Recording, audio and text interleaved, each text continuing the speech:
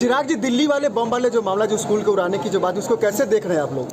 देखिए, गंभीर विषय है। हाँ। जिस तरीके से आज मल्टीपल स्कूल्स में जिस तरीके से ये बम रखे जाने को लेकर हर स्कूल में आज ईमेल भेजा गया है, मुझे लगता है ये बच्चों की जिंदगी को लेकर बहुत ज्यादा गंभीर विषय है। ऐसे में लापरवाही कहीं नहीं होनी चाहिए। मेरा विश्वास है कि केंद्रीय एजेंसियां भी इसकी जांच कर रही हैं। जिसने भी ये किया है उसके ऊपर कड़ी से कड़ी कार्रवाई होगी। ये साजिश तो नहीं हो रही? चिराग जी, तबीयत खराब है क्या? स्वाभाविक है कि कहीं ना कहीं चुनाव के दौरान जिस तरीके से एनडीए के पक्ष में एक माहौल बना हुआ है, उसको लेकर कहीं ना कहीं कुछ असामाजिक तत्व या संभवतः कुछ ऐसे विरोधी भी जो एनडीए के बने हुए इस माहौल से घबरा रहे हैं, संभवतः वो इस तरीके की साजिश करने का प्रयास कर रहे हैं। दोषी जो भी होगा उसके ऊपर कड़ी से कड़ी कार्रवाई होगी। मतदान किया जाएगा कल 2 तारीख को। एनडीए के प्रत्याशी के रूप में हम नामांकन भी करने जा रहे हैं।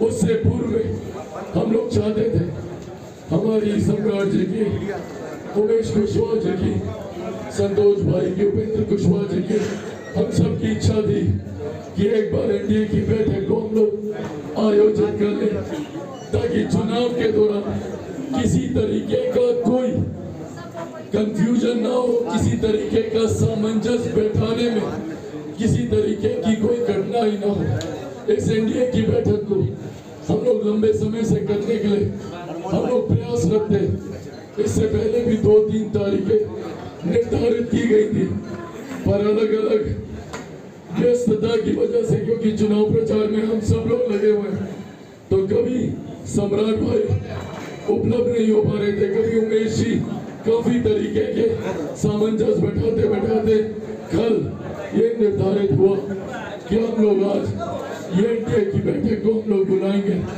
साथियों, एनडीए के प्रत्याशी के रूप में मैं हमारे गठबंधन के 5 दलों के हर एक कार्यकर्ता को ये विश्वास दिलाना चाहता हूँ कि एक प्रत्याशी के रूप में, एक ईमानदार भूमिका में आप सबके साथ मिलकर मेरे नेता आदरणीय रामविलास पासवान जी की कर्म भूमि में, मेरे हम सब के नेता हमारे प्रधानमंत्री आदरणीय नरेंद्र मोदी जी के संकल्पों को पूरा करने के लिए, हमारे मुख्यमंत्री आदरणीय नीतीश कुमार जी को मजबूती देने के लिए, हमारे पूर्व मुख्यमंत्री आदरणीय जीतन राम मांझी जी को मजबूती देने के लिए, और आदरणीय उपेंद्र कुशवाहा जी के हाथों को मजबूत करने के लिए हम सब मिलकर एक ईमानदार प्रयास करेंगे कि जब 4 जून को जब ईवीएम मशीन खुले तो उसमें हाजीपुर से आप सबका इतनी भारी संख्या में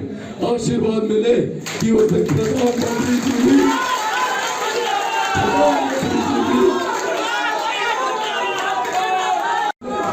प्रधानमंत्री जी का भी विश्वास हाजीपुर और हाजीपुर की जनता के लिए और ज्यादा बढ़ जाए।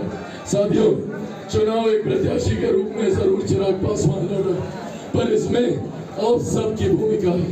चिराग पासवान आप लोगों के बिना कुछ भी नहीं है, शून्य पर हूं मैं अगर आप लोगों का साथ मेरे साथ नहीं है।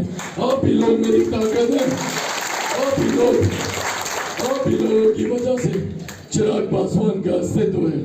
साथियों, अगले 20-22 दिन का जो प्रचार होने जा रहा है, उसमें जैसा मैंने कहा कि मेरी तरफ से एक ईमानदार प्रयास रहेगा कि कहीं कोई कमी ना रहे।